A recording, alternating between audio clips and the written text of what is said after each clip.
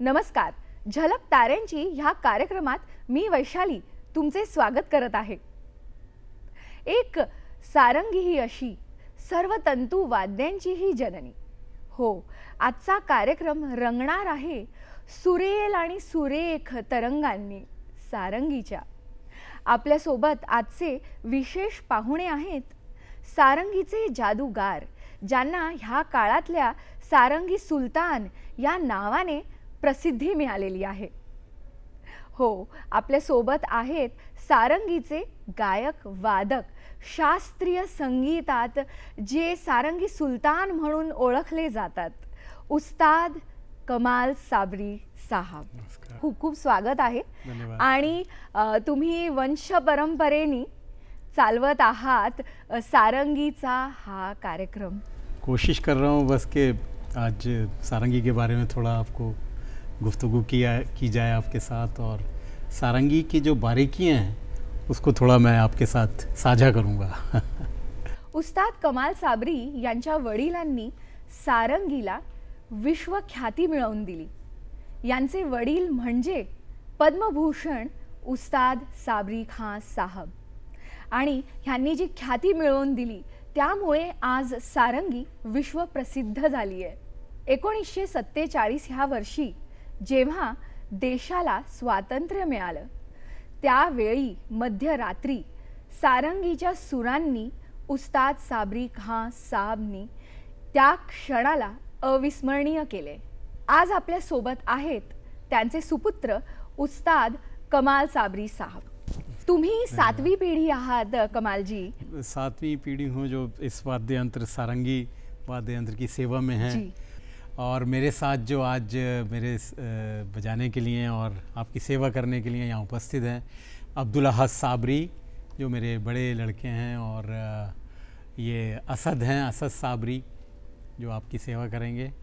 दोनों के पास बड़ी और छोटी सारंगी है. और मेरे साथ तबले पर हैं निसर्ग देहूकर जी, जो बहुत ही ज़बरदस्त तबला वादक हैं और उस्ताद फजल कुरैशी जी के आप शिष्य हैं. और उनके बराबर में हैं पीयूष कश्यप, जो कि वायलिन सीखते हैं मुझसे और आज मेरे साथ ये वाद्य यंत्र बजा रहे हैं जिसका नाम है तानपुरा. तो हम सब लोग आज यहाँ हाज़िरी लगाने आपकी सेवा के लिए उपस्थित हुए हैं. अपने देखने वालों और जितने भी संगीत के रसिक लोग आज हैं जो हमें देख रहे हैं, उनकी सेवा करने के लिए हम हाजिर हुए हैं यहाँ. आमच्या मनात खूप काही प्रश्न आहेत आणि आपल्याला माहित आहे, जो सवाल करेंगे मैं कोशिश करूँगा कि उसका आपको उत्तर दूँ, सारंगी के बारे में अवगत कराऊँ.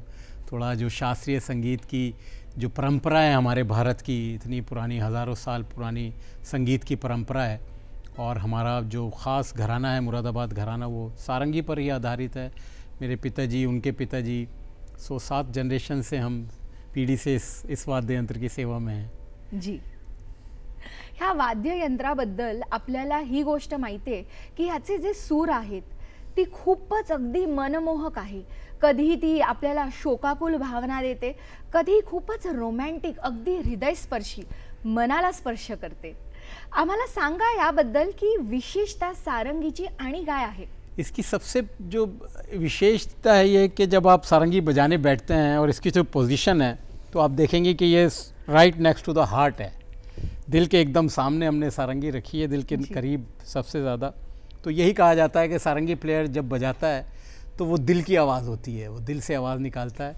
इसलिए इसकी आवाज़ इतनी मधुर है, इतनी मीठी है और इतनी खूबसूरत आवाज़ होती है कि जैसे कोई गा रहा है और हमारे मन को, हमारे दिल को लुभा रहा है. तो इस तरह से इसकी व्याख्या है. और जैसे इसके नाम से जाहिर है सारंगी, सौरंगी, क्योंकि पुराने वक्त में पुराने जो इसकी परंपरा चली आ रही है उसके आधार पर यह है कि इसको सौरंगी कहा गया. और इस सारंगी का जो वर्णन है वो 13th सेंचुरीज में एक बुक लिखी रखी गई थी, संगीत रत्नाकर, संगीत परिजात। इन बुक्स में जो एक वाद्य यंत्र का वर्णन है उसका नाम था पिनाकी वीणा या पिनाकिनी वीणा। तो उसमें होता था कि एक बैम्बू पर दोनों जो तार है वो बांधा होता था, और इस गज, ये तो गज का ये शेप है, लेकिन वो घोड़े के दुम के बाल ही होते थे उसमें भी गज में जी, और उसको एक दोनों सिरे उसके बंधे होते थे और उसको बजाया जाता था, उसको बोलते थे पिनाकिनी वीणा। तो ये सारंगी का शेप ये 16th सेंचुरी में हैदर बख्श नाम के एक व्यक्ति थे जो पानीपत में थे, उन्होंने सारंगी को ये शेप दिया जो अब ये शेप है। लेकिन ये जो आप ये सारंगी देख रहे हैं ये विशेष सारंगी है जो मेरे पास है बस अभी, और इसका स्टाइल भी यूनिक है, साइज़ भी इसका बड़ा है, और इसको इसमें जो सारंगी में ये पार्ट जो होता है ये इसका पेट का जब पार्ट है जो जहाँ से साउंड निकलता है, और ये कवर्ड होता है जो बकरे की खाल है उससे कवर किया जाता है। ये फिंगर बोर्ड है, ये बड़े पैग्स जो बड़ी खूंटी हैं जो बड़े वाले तार, ये 1 2 3 इन तारों को ट्यून करने के लिए होती हैं। और सारंगी में 35 to 40 सिंपैथेटिक स्ट्रिंग्स होती हैं जो अकॉर्डिंग टू द स्केल और राग यू प्लेइंग उसमें आपको ट्यून करनी होती है। और सारंगी को बजाने के लिए इस राइट हैंड में इस बो की ज़रूरत पड़ती है, ट्रेडिशनल बो है ये आप देख रहे हैं जी। और इसमें घोड़े के दुम के बाल हैं, एक स्टिक है जो लकड़ी की बनी हुई है, और यहाँ पे भी एक लकड़ी की वुड की एक ब्लॉक है और इसको बांधा गया है बहुत ही स्ट्रॉन्ग थ्रेड से। तो जब आप राइट हैंड में इसको पकड़ते हैं और इस पे फेरते हैं तो इसमें से ध्वनि साउंड निकलता है जो आप तक पहुँचता है। लेकिन सारंगी बजाने का एक जो बहुत ही यूनिक मैं मानता हूँ इस चीज़ को, क्योंकि मैंने अभी तक कोई ऐसा वाद्य यंत्र नहीं देखा जो नाखून के ऊपरी हिस्से से बजाया जाता हो। जी। तो सारंगी जो है वो यहाँ नाखून का जो ऊपरी हिस्सा है यहाँ से बजती है, और इसको ना कि आप ऊपर की ओर से दबाते हैं बल्कि साइड से आप जब तार ऐसे करके सारंगी के तार पे, ऐसे सारंगी के तार पे आप जब फिंगर रखते हैं तो इसमें से स्वर निकलता है।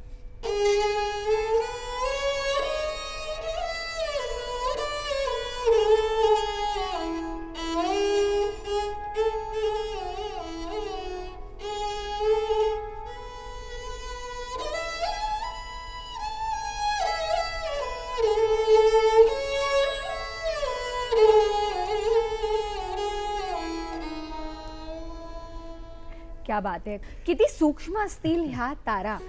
मी हाच विचार करत होते, कारण फक्त इथून तुम्ही त्याला स्पर्श केल्यानी आणि वरून ते वाजवल्यानी खूप छान सूर निघतात ह्यातून।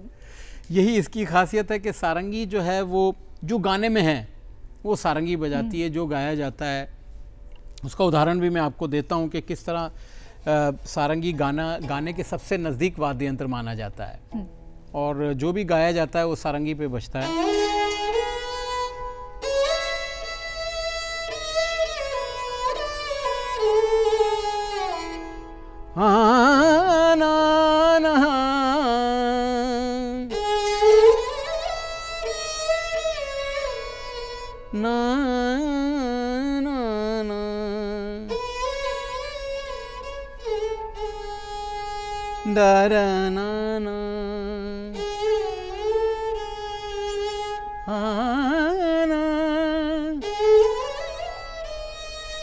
देखो सखे कन्हैया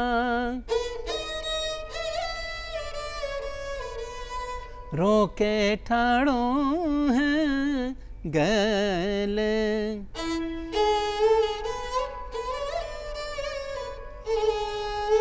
पनिया भरन कैसे जाऊं मोरे वाली, देखो सखे कन्हैया रोके ठाड़ो हैं गले, पनिया भरन कैसे जाऊं मोरे वाली, देखो सखे कन्हैया।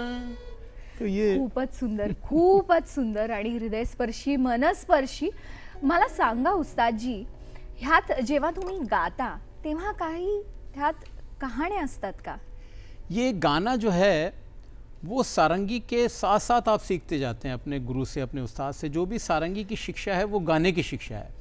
तो जो भी आप बंदिश, कोई चीज़ आप बजा रहे हैं वो गाने की ही बंदिशें होती हैं इसमें। जैसे मैंने अभी आपको एक ठुमरी सुनाई, तो ये इसकी खासियत है कि सारंगी चूँकि गाने के सबसे ज़्यादा नज़दीक है, तो इसकी जो शिक्षा है, इसकी जो तालीम है, इसकी जो एजुकेशन है, वो भी सेम जो आप गाने की तालीम होती है। और वही आप जैसे आप सारे गामा पादा निसा गाते हैं तो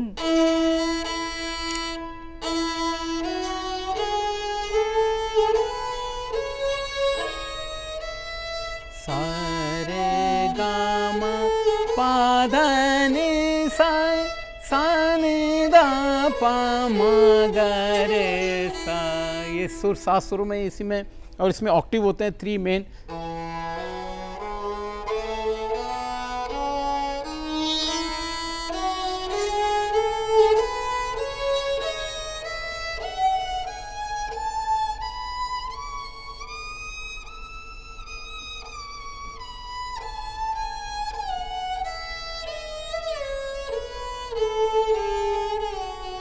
इसमें अब यही सुर होते हैं, और सुर आप कोमल तीवर इसमें यूज़ कर सकते हैं, जिस तरह भी आप गा रहे हैं, बजा रहे हैं, जो भी राग बजा रहे हैं, जो उस राग के स्वर हैं। तो यही एक सारंगी की शिक्षा है, जो गाने में है वो सारंगी में है। बहुत ही सुंदर।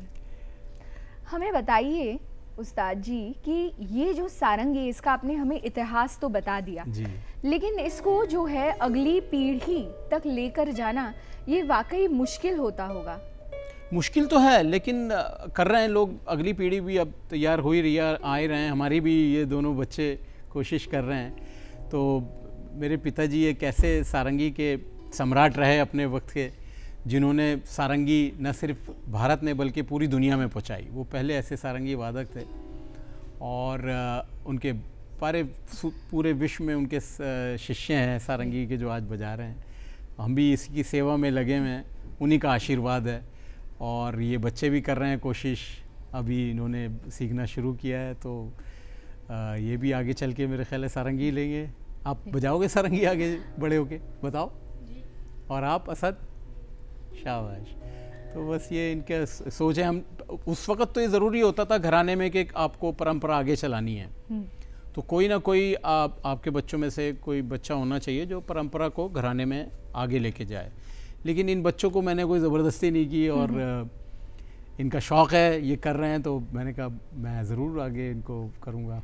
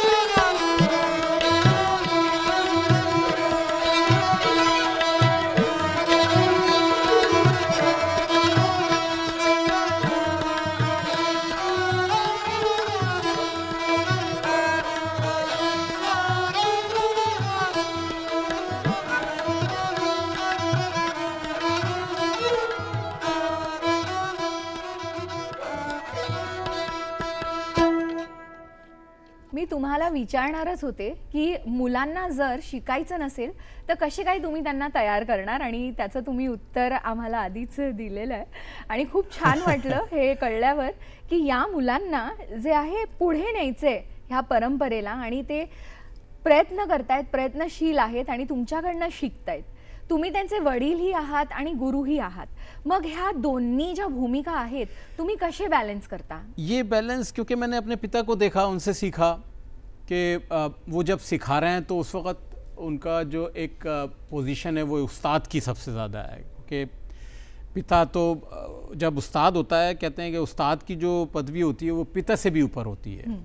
तो जो क्योंकि वो अपनी शिक्षा दे रहा है, अपना सारा इल्म आपको दे रहा है, तो उसका जो दर्जा माना जाता है वो उस्ताद पिता से ऊपर माना जाता है। तो मेरे पिताजी जब भी सिखाते थे मुझे, तो उस वक़्त उनका जो रोल होता था वो एक उस्ताद, एक टीचर, एक शिक्षक का ज़्यादा होता था, कि वो उस वक़्त वो ये नहीं करते थे कि मैं फ़ादर हूँ तो मैं प्यार से, या वो जैसे दूसरे शिष्य को सिखा रहे हैं वैसे ही मुझे सिखाते थे, और जो चीज़ मुझे सिखा रहे हैं वही दूसरे शिष्य को, क्योंकि जो शिष्य होता है वो भी उस्ताद के लिए एक बेटे समान होता है, एक उनका अपना जो बच्चे हैं उस तरह का होता है। तो शिष्य के लिए भी उन्होंने कभी ऐसा कुछ नहीं किया कि बच्चे को अलग कुछ सिखा रहे हैं, शिष्य को जो मुझे सिखाते थे। तो मैं भी जब सिखाता हूँ तो बच्चों को, इन दोनों को, तो यही सोचता हूँ कि मैंने उस्ताद का दर्जा ज़्यादा रखना है इस वक्त, क्योंकि मैं सिखा रहा हूँ। और प्यार भी मैं एज ए फादर इनको बहुत करता हूँ, आप पूछ सकती हैं। लेकिन जब सिखाना बैठता हूँ तो फिर मैं सीरियस होके सिखाता हूँ, और उसको जो इनकी जो बारीकियाँ हैं सारंगी की, जो असली सारंगी को होल्ड कैसे करते हैं, कैसे उंगलियों को, तो ये सारी शिक्षा जैसे मैंने अपने पिताजी से ली, तो मेरा ये दायित्व बनता है कि आगे इसको पास ऑन करूं, अपने घराने का जो ट्रेडिशन है उसको जिंदा रखा जाए।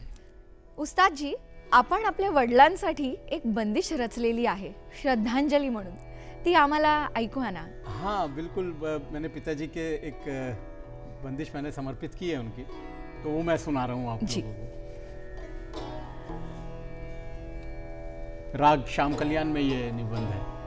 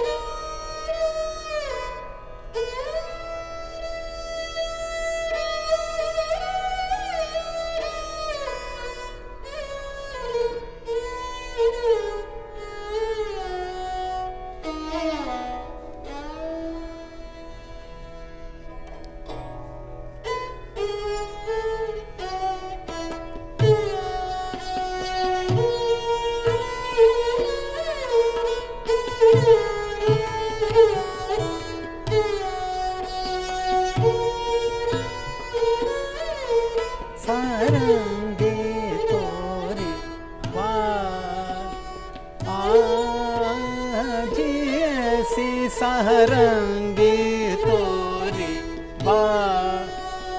आज ऐसी उस्ताद साबरी खान, उस्ताद साबरी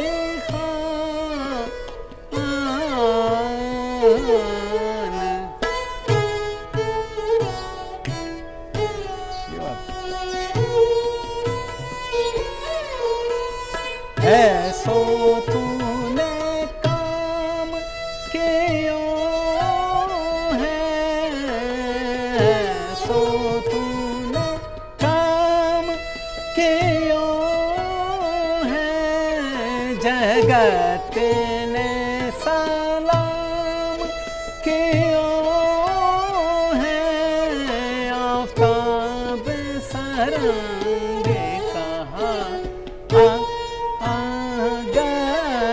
सारंगी।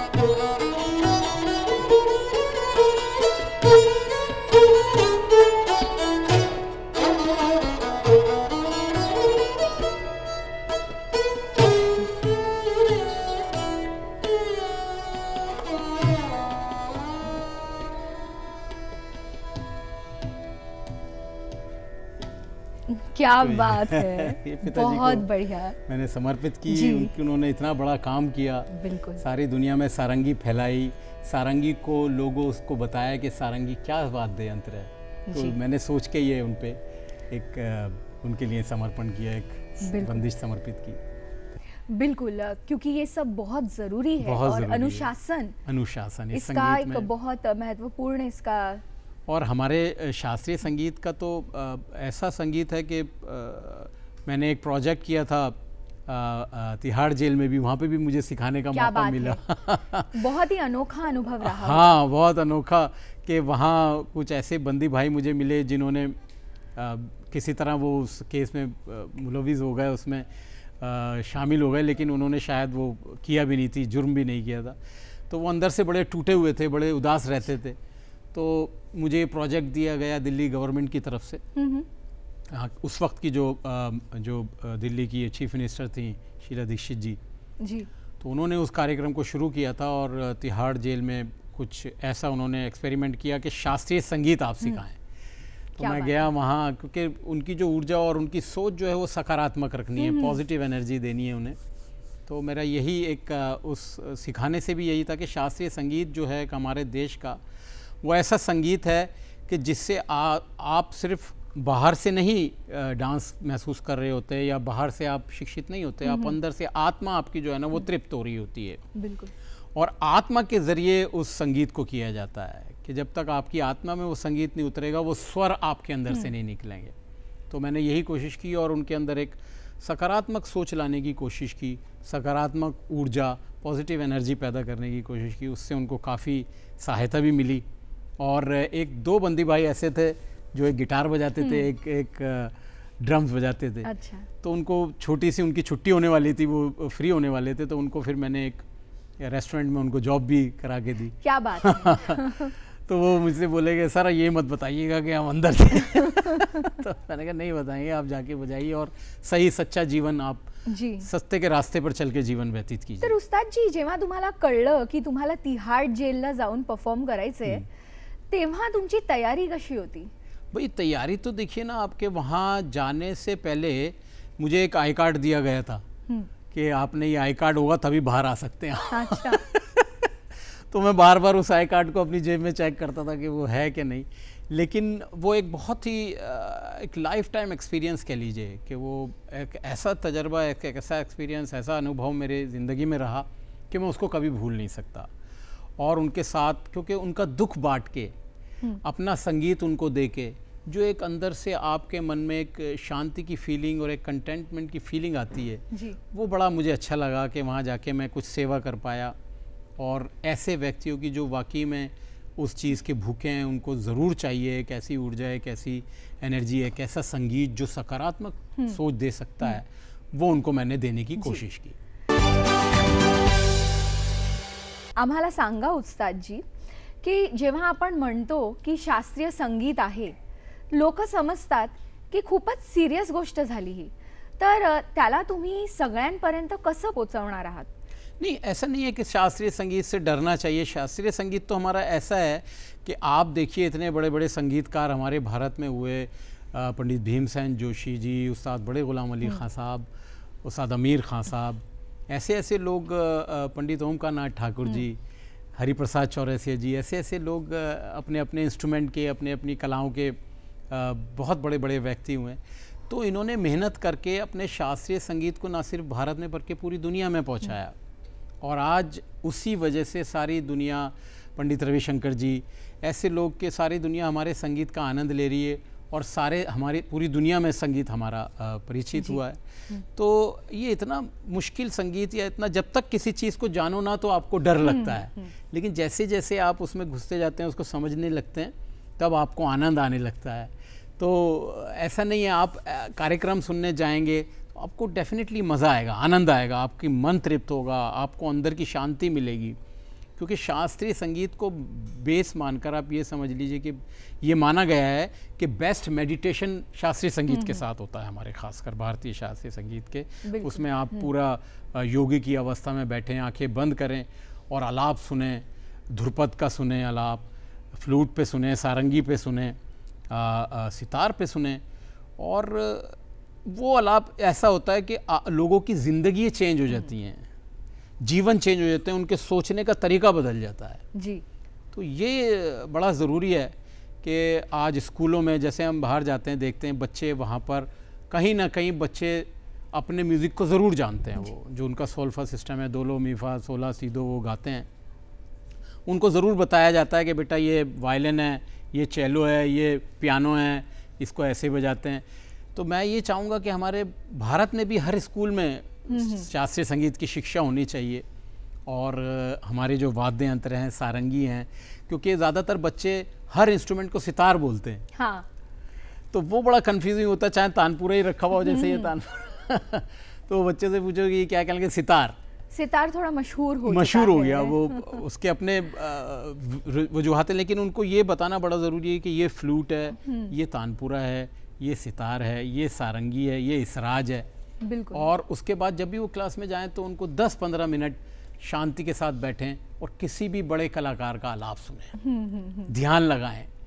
उसमें एक तो उनके अंदर धैर्य पैदा होगा और एक पॉजिटिव एनर्जी उनके अंदर जाएगी। शास्त्रीय संगीत की जो एक एनर्जी है वो बड़ी पॉजिटिव मानी गई है, क्योंकि जब हमारे भारत के पहले प्राइम मिनिस्टर जी जवाहरलाल नेहरू जी बीमार पड़े तो उन्हें बोला गया कि आप स्वीट इंस्ट्रूमेंट सुने। अच्छा। तो उस वक्त के जो ऑल इंडिया, क्योंकि मेरे पिताजी ऑल इंडिया रेडियो में जॉब करते थे, तो उस वक्त के जो ऑल इंडिया रेडियो के डीजी थे, डायरेक्टर जनरल, उन्होंने अपॉइंट किया मेरे पिताजी को, आप जाके सारंगी सुनाएं उन्हें। हाँ। तो वो जाते थे, सारंगी सुनाते थे। और इसी तरह जो हमारे होम मिनिस्टर साहब थे वो भी, उनको भी सारंगी सुनाने जाते थे मेरे पिताजी। तो ये सारंगी एक ऐसा साज है कि जिससे आपके अंदर की एनर्जी बड़ी एकत्रित होकर और बड़ी शांति मिलती है और आपके अंदर एक स्वीट साउंड्स अंदर जाते हैं आपके, और उसके बाद जो आपके अंदर एक ऊर्जा पैदा होती है वो बहुत सकारात्मक और बहुत पॉजिटिव एनर्जी होती है जी। तो ये हमारा शास्त्रीय संगीत काम करता है। तो मेरी यही गुजारिश है कि शास्त्रीय संगीत का आनंद लें आप, उससे डरे नहीं। आम्हाला सांगा उस्तादजी की सारंगीला सौरंगी असं का म्हणतात, आणि तुम्ही म्हणालात की ती इथे हृदयाच्या जवळ असते आणि म्हणून त्याची जी तरंग आहेत ते हृदयाला भिडतात, तर आम्हाला जरा सौरंगी बद्दल सांगा। सौरंगी इसलिए इसको कहा गया क्योंकि इसमें से न सिर्फ एक प्रकार का संगीत जैसे कि ध्रुपद संगीत है, यही नहीं है, इसमें आप ख्याल, ठुमरी, कजरी, चैती, फोक सॉन्ग, गज़ल, भजन, फिल्म के गाने सब बजा सकते हैं जी। जैसे अभी मैं आपको एक फोक, जो हमारा राजस्थान का फोक है वो सुनाता हूँ।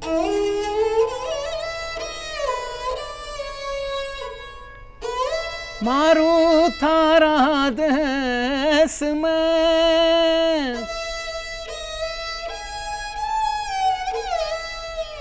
सोनिब जे तीन रतन हो जी, एक ढोलो तुझे मारवण, यहाँ ते तीजे कसुमल रंग, बादिला ढोल रे मैं तो कोयलड़ी रे बन जाऊं,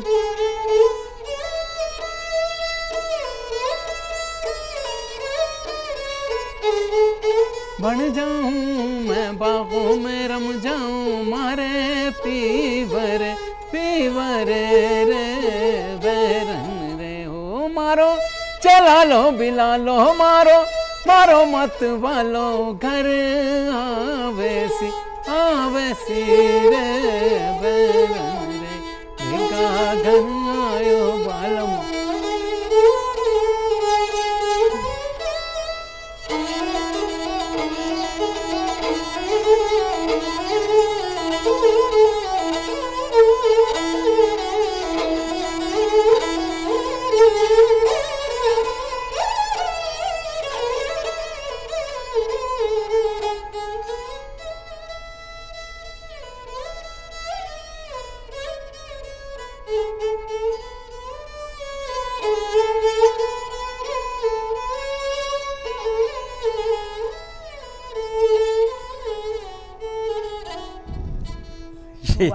खूबच सुंदर। और ठुमरी मैंने अभी आपको सुनाई, और अब इसमें कजरी, जैसे कि कजरी, भेजे जाऊं मैं पिया बचा लियो भेज जाऊं मैं पिया बरसन लागे बदरिया।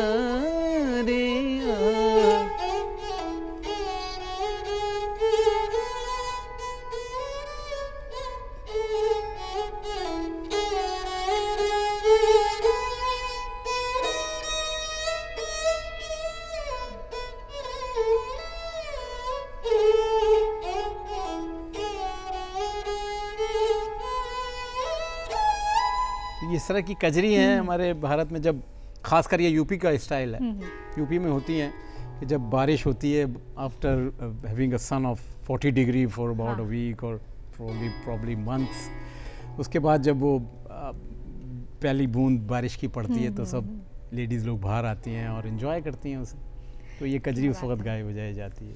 म्हणजे आयुष्याचे सगळेच रंग आपल्याला मिळतात सारंगीच्या सुरांमध्ये। उस्तादजी आम्हाला सांगा की सारंगी हा वाद्य जो आहे शास्त्रीय आहे, तर ह्याला आजच्या काळात आपल्याला कसं समावेशित करून घेता येतं? नहीं, शास्त्रीय वाद्य तो है, लेकिन इसमें आप देखें ना, इसमें ये खासियत है कि हर रंग इसमें बजता है, इसलिए इसको सौरंगी कहा गया है। और मेरे कुछ ऐसे प्रयोग भी रहे, जैसे सारंगी फंक एल्बम मैंने की, सारंगी रीडिफाइंड एल्बम की, और डांस ऑफ द डेजर्ट जिसमें राजस्थान के संगीत पर आधारित सारे मैंने गाने किए, वो 2006 में ग्रैमी सबमिशन के लिए भी गई थी। वाह। तो वो उस तरह के मेरे प्रयोग रहे और वो काफ़ी सफल प्रयोग रहे कि सारंगी के अलग अंदाज, क्योंकि अक्सर लोग ये सोचते थे कि सारंगी जब कोई हमारे भारत में कोई बड़ा मिनिस्टर की डेथ हो जाती है तो सारंगी प्लेयर बैठे हैं और वो खिराज अक़ीदत पेश कर रहे हैं या ट्रिब्यूट पेश कर रहे हैं। लेकिन ये एक सारंगी की एस्पेक्ट है कि उसमें जो एक सैड म्यूज़िक होता है वो बहुत अच्छी तरह व्यक्त किया जाता है, लेकिन उसके साथ साथ हैप्पी म्यूज़िक भी आप बहुत अच्छी तरह उसको आप दिखा सकते हैं। इसलिए इसको सौरंगी कहा गया है कि अलग अलग जो हमारे इमोशंस हैं वो सारंगी पे व्यक्त होते हैं। जैसे कि एक इमोशन है खुशी का, तो उस पर अलग सारंगी का माहौल है। डांस भी बजा सकते हो, डांस का संगीत भी आप सारंगी पे बजाते हैं, तो इसलिए इसको सौरंगी कहा गया। और अब जो है वो लोग थोड़ा सारंगी की सोच भी चेंज हो रही है कि सारंगी यही नहीं है कि सिर्फ आप खिराज अक़ीदत पेश करने के लिए, ट्रिब्यूट पेश करने के लिए, श्रद्धांजलि देने के लिए आप बैठ के उसको बजाएं, बल्कि अच्छे अच्छे मौक़ों पे भी आप सारंगी बजा सकते हैं जी। खुशी के मौके पर भी खासकर। उस्तादजी सारंगी तशीच राहिली आहे का की त्यात काही चेंजेस आलेत, कुछ बदलाव आए हैं सारंगी में? बहुत, क्योंकि देखिए ना, ज़्यादा बदलाव सारंगी में इसलिए नहीं कर सकते क्योंकि अगर ज़्यादा बदलाव करेंगे साउंड चेंज होएगा तो सारंगी का साउंड चेंज हो जाएगा। लेकिन मैंने ये थर्ड स्ट्रिंग जो है चैलो की मैं लगाता हूँ इसमें, ये वाला, और अभी तक ये सबसे बड़ी सारंगी है जो मैं बजाता हूँ। ऐसी सारंगी और मैंने नहीं देखी।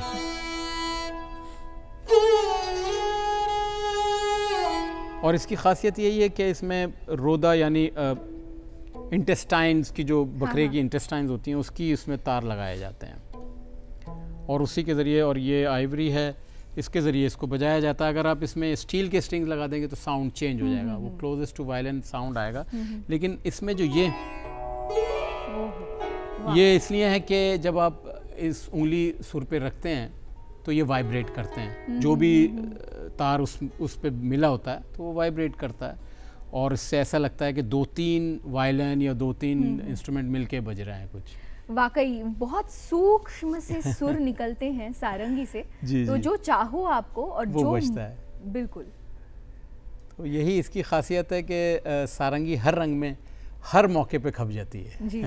उस्ताद जी, युवाओं तक कैसे ले जा सकते हैं हम सारंगी को? सारंगी को युवाओं तक ले जाने के लिए मैंने ये किया कि अलग अलग प्रयोग किए, अलग अलग आर्टिस्टों के साथ मैंने बजाया। गिटार के मशहूर आर्टिस्ट हुए या ड्रम्स के साथ सारंगी मैंने बहुत बजाई, और नई जनरेशन में फिल्मों में भी सारंगी बहुत इस्तेमाल किए। और अब 1-2 गाने भी मेरे ऐसे हैं जो सारंगी पर आधारित है, जैसे सारंगी फंक है, सारंगी टेक्नोलॉजी है, ये सारे मैंने सबसे पहले प्रयोग किए। और डांस ऑफ द डेजर्ट की, जिसमें मैंने 5 सारंगी प्लेयर्स के साथ काम किया एल्बम, वो भी बड़ी कामयाब रही। तो अब बस कोशिश कर रहा हूँ कि आगे जनरेशन में भी बच्चों को ये शिक्षा दी जाए कि सारंगी ना भूलें और मेहनत करते रहें।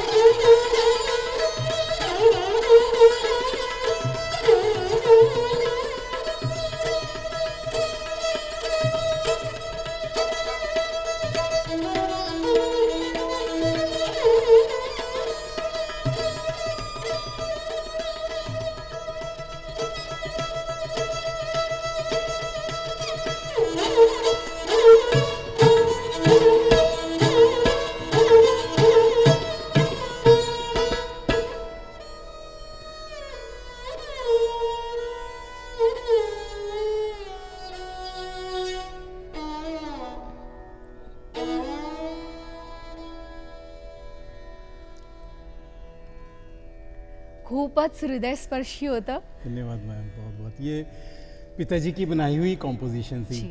और उन्होंने श्याम कल्याण में बड़ी खूबसूरत ये कॉम्पोजिशन बनाई, वो मैंने अभी आपकी पेशे खिदमत की है. वाकई दिल को छू गई ये आपकी Thank you, Rachna. thank you. उस्ताद जी, तुमच्या वडिलांनी म्हणजे पद्मभूषण सावरी खान साहब यांनी तुम्हाला काही विशेष शिकवले का सारंगी बाबतीत किंवा त्यांच्या अनुभवांबद्दल? उन्होंने यही सिखाया कि सबसे पहले जो उनकी तालीम थी कि उस्ताद हो कामिल, शागिर्द हो आमिल, खुदा हो शामिल. भगवान का आपके ऊपर आशीर्वाद रहेगा और उस्ताद की बात आप सुनते रहेंगे और उस पर अमल करेंगे तो कोई आपको रोकने वाला नहीं है दुनिया में. और उन्होंने ये शिक्षा दी कि खुशबू बनो, हवा अपने आप आपको उड़ा के ले जाएगी और मेहनत करते रहो. सारंगी का शॉर्टकट नहीं देखो, हाँ। ना शॉर्टकट कोई है। आप मेहनत करोगे तभी बजेगी ये। जी। आप इसमें ऐसा नहीं है कि कोई मोटर लगा देंगे तो ये गस चलने लगेगा अपने आप। तो आपको ऐसे ही बजाना है और ऐसे करके बजाओगे तभी सारंगी बजेगी। तो इसमें मेहनत आप करते रहो, जैसा उस्ताद कह रहा है वो सीखते रहो, उस पर अमल करते रहो। तो मालिक ने चाहा, आपको कोई रोकने वाला नहीं है, ऊपर वाला खुद आपको आगे बढ़ा देगा। और सिखाने में भी उन्होंने हमेशा यही, जो शिक्षा किसी शागिर्द को या चेले को दे रहे हैं वही शिक्षा मुझे शिक्षा दे रहे हैं, वो कोई भी आएगा सीखने तो उसे सारंगी की शिक्षा वही मिलेगी। जो वो ऐसा नहीं है कि मेरा बेटा है या मेरे आगे लेके जा रहा है जनरेशन को तो उसको कोई ख़ासियत चीज़ बता दूं मैं, ऐसा बिल्कुल नहीं। सब चीज़ बाकी अब उस पर निर्भर करता है शिष्य पे कि वो कैसा उसको रियाज करता है, कैसा उसको साधता है और अपने अंदर वो फ़न, वो कमाल पैदा करता है कि वो एक यूनिक बने अपने आप में। तो ये तो उस पर डिपेंड करता है शागिर्द पे, और मालिक की दया होनी चाहिए कि वो किसको आगे ले जाना चाहता है वो आगे बढ़ता रहता है। बाकी शिक्षा सबके पास सेम ही होती है मेरा ख्याल है। क्या बात है। आपको कोई खास दाद मिली हो, म्हणजे तुम्हाला कोणी खास रीत्या दाद दिली ये बड़ी असेल अच्छी आपने बात कही कि क्योंकि ख़ास दाद आपके लिए सबसे बड़ा अवार्ड होता है जब आपका गुरु ये कहते यार बेटा आप बहुत अच्छा बजाए। और मेरे पिताजी का ये रिकॉर्ड था, उन्होंने कभी मेरी तारीफ नहीं की या कभी तारीफ नहीं करते थे वो। लेकिन एक बार जब मैं एक बहुत ही बड़े विद्वान मैंडोलिन प्लेयर रहे हैं हमारे भारतीय शास्त्रीय संगीत का, उनका नाम है यू श्रीनिवाल जी। तो जब मैं उनके साथ एक जुगलबंदी कार्यक्रम में बजाया और उनके स्टाइल से बजाया, उन साउथ इंडियन स्टाइल से, उस वक्त उन्होंने इस तरह से मेरी दाद दी कि अच्छा हुआ प्रोग्राम तुम्हारा। इसके अलावा उन्होंने ये भी बोला बहुत अच्छा हो जाए। तो ये मतलब मैं सोचता था कि मेरे वालिद साहब, मेरे पिताजी, मेरे गुरु कभी मुँह से मुझे ये बोलें कि भाई बहुत अच्छा हुआ, वो मेरे लिए बहुत बड़ा अवार्ड था ज़िंदगी का। मैं आज भी उस पल को याद करके बड़ा अंदर सोचता हूँ कि इतनी बड़ी मुझे दाद मिली कि मैं आगे बढ़ता रहा और काम करता रहा। क्योंकि वो ये सोचते थे कि तुम्हारा काम मेहनत करते रहना है, आगे बढ़ना, तारीफ़ के बारे में मत सोचो। तारीफ़ तो दुनिया करेगी, मैं तुम्हें तारीफ़ थोड़ी करूँगा। तारीफ़ तो आपको दुनिया की तरफ, दुनिया मुझे फ़ोन करके बोलना चाहिए कि आपका बच्चा अच्छा बजा रहा है। तो यही उन बुज़ुर्गों की यही सोच थी और शायद उसी वजह से हम आगे बढ़ रहे हैं और आप लोगों का आशीर्वाद ले रहे हैं। जी।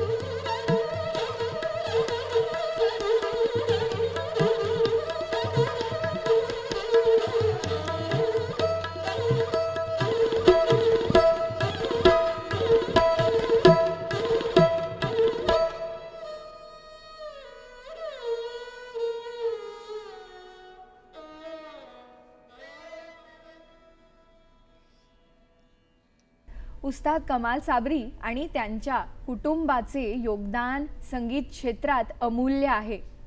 आज हे आपल्याला भेटायला झलक ताऱ्यांची ह्या कार्यक्रमात आले त्याबद्दल उस्ताद कमाल साबरी यांचे खूप खूप धन्यवाद. धन्यवाद जी, बहुत बहुत धन्यवाद. आपने ये मौका दिया कि यहाँ हमें अपनी सारंगी के बारे में बातचीत हुई. बहुत शुक्रिया. खूप छान वाटलं खरंच. आणि इतके सुंदर हे सूर जे आहेत आमच्या मनाला भिडले, थँक्यू मॅम. त्यासाठी खूप खूप धन्यवाद तुमचे. बहुत बहुत धन्यवाद विशाली जी, बहुत बहुत धन्यवाद. पुन्हा लवकरच भेटूया नवीन ताऱ्याला झलक ताऱ्यांची ह्या कार्यक्रमात. नमस्कार.